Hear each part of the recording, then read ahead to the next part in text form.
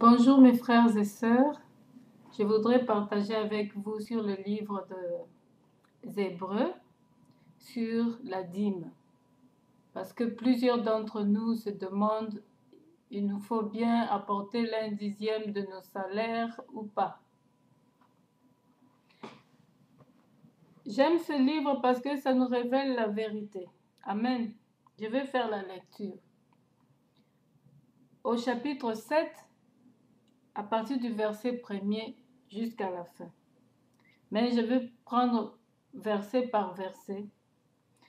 En effet, ce Melchisédek, roi de Salem, sacrificateur du Dieu Très-Haut, qui alla au-devant d'Abraham lorsqu'il revenait de la défaite des rois qui le bénit.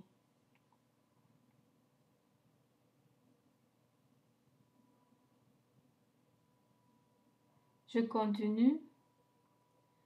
Et à qui Abraham donna la dîme de tout, qui est d'abord roi de justice, d'après la signification de son nom, ensuite roi de Salem, c'est-à-dire roi de paix, qui est sans père, sans mère, sans généalogie, qui n'a ni commencement de jour ni fin de vie, mais qui est rendu semblable au Fils de Dieu.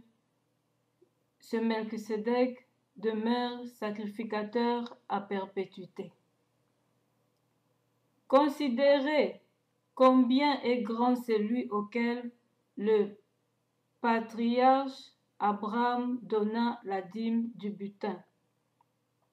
Ceux des fils de Lévite qui exercent le sacerdoce ont, d'après la loi, l'ordre de lever la dîme sur le peuple, c'est-à-dire sur leurs frères qui cependant sont issus des reins d'Abraham. Et lui qui ne tirait pas de son origine, il leva la dîme sur Abraham et il bénit celui qui avait les promesses. Or, c'est sans contredit l'inférieur qui est béni par le supérieur. Et ici, ceux qui perçoivent la dîme sont des hommes mortels. Mais là, c'est celui dont il est attesté qu'il est vivant. De plus, Lévi qui perçoit la dîme, l'a payé pour ainsi dire par Abraham, car il était encore dans les reins de son père, lorsque Melchisédek alla au-devant d'Abraham. Nous avons compris quelque chose, j'espère. Auparavant, les Lévites avaient le droit, selon les lois de l'ancienne alliance. La Bible nous dit de ne rien retrancher de la parole de Dieu et de ne pas en rajouter.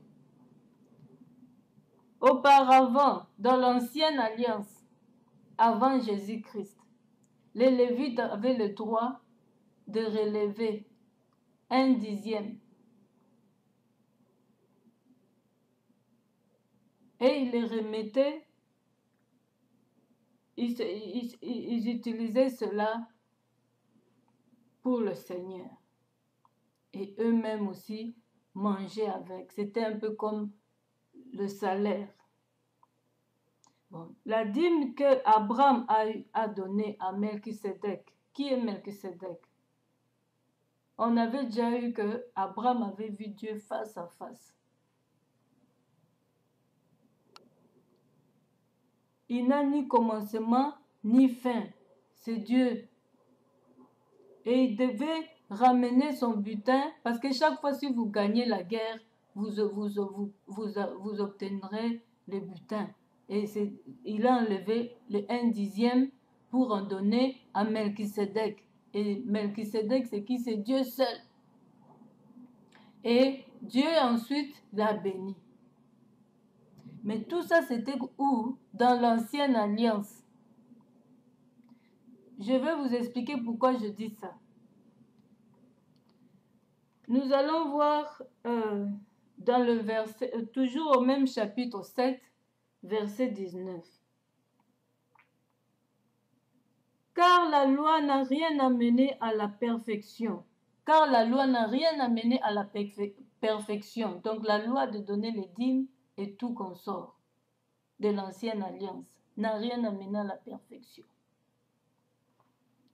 Et introduction d'une meilleure espérance par laquelle nous nous approchons de Dieu. Et ça nous a aidé en rien pour s'approcher devant notre Dieu.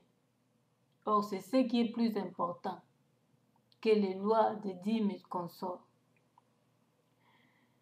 Et comme cela n'a pas eu lieu sans serment, car tandis que les Lévites sont devenus sacrificateurs sans serment, Jésus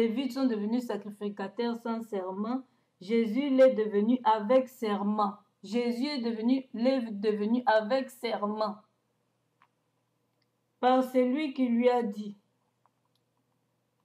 Donc, les Lévites là étaient des sacrificateurs sans serment. Et c'est pourquoi ça n'avait pas de valeur, les dîmes là aussi. Jésus l'est devenu avec serment par celui qui lui a dit, le Seigneur a juré et il ne repentira pas. Tu es sacrificateur pour toujours selon l'ordre de Melchisédek. Jésus est par cela même le garant d'une alliance plus excellente. Donc en Jésus, nous avons une nouvelle alliance. En Jésus, tout a été payé. On n'a pas besoin de payer les dîmes. Tout a été payé. La loi a été changée en Jésus par la nouvelle alliance. Mais que peut donner un chrétien à l'église? Si vous-même vous avez loué une salle par exemple, vous pouvez de bonne foi, volontairement, il ne faut pas obliger les gens, il ne faut pas coincer le visage parce que la sœur interne n'a pas donné. Si elle n'en a pas, elle n'en a pas. Elle ne va pas faire la prostitution pour l'œuvre de Dieu. Et venir par après payer parce que vous exigez, non? C'est l'offrande volontaire que Jésus avait appréciée à la dame qui a apporté la pièce qu'elle possédait. La seule pièce qu'elle possédait, c'est Isaac. Son Isaac. Elle a donné tout ce qu'elle possédait à son Dieu. Les serviteurs de Dieu ne sont pas Dieu. Jésus est Dieu lui-même. Nous avons la suite, mes bien-aimés.